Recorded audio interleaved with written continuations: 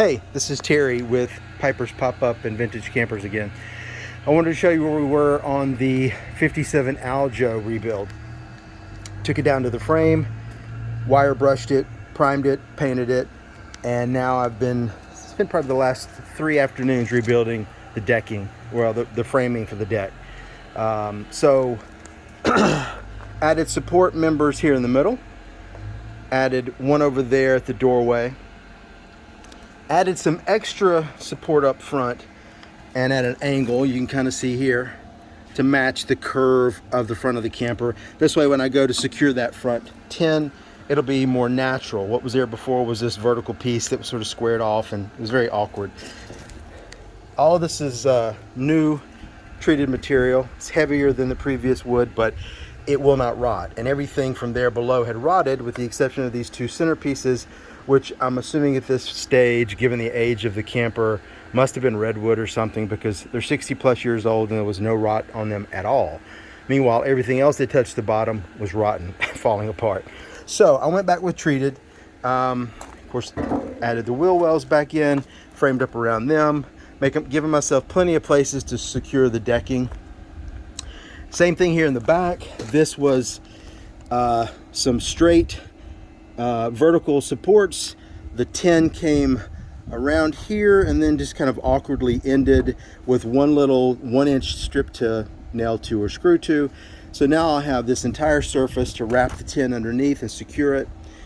This will be more natural to not secure to. I don't think I'm gonna have to nail or screw here. I'm gonna come under, but if I do, it's at the angle of the camper rather than straight, which I thought was odd to begin with.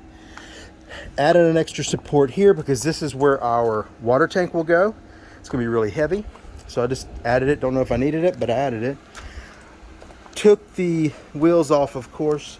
When I took the wheel wells off, I came in here, took the axles off, took the hub, took the washer. Long story short, everything's been cleaned, everything's been repacked, fresh new grease.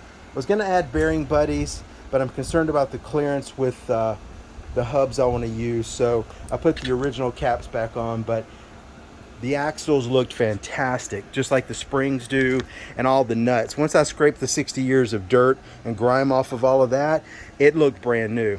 It's painted now so you can't see, but that was actually still shining. The nuts it looked brand new. It's amazing.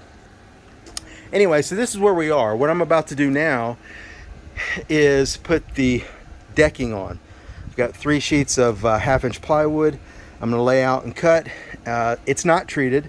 I've heard different versions of that. Some people believe it over time the chemicals they use can kind of waft up into the camper. We don't want that.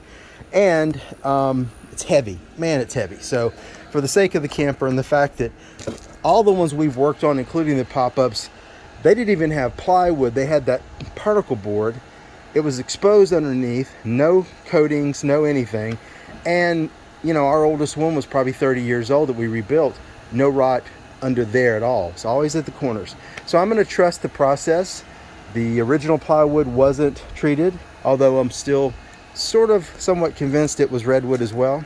But this is what we're going to do. I'm not going to treat it. I've thought about it long and hard, and I'm just going to lay it on and secure it down.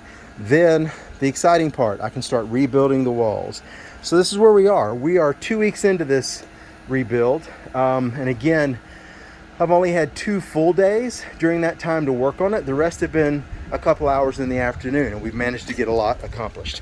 So this is where we are, and I will be back in once we get the decking on and start going from there up. Again, this is Pop-Ups and Vintage Canned Hams.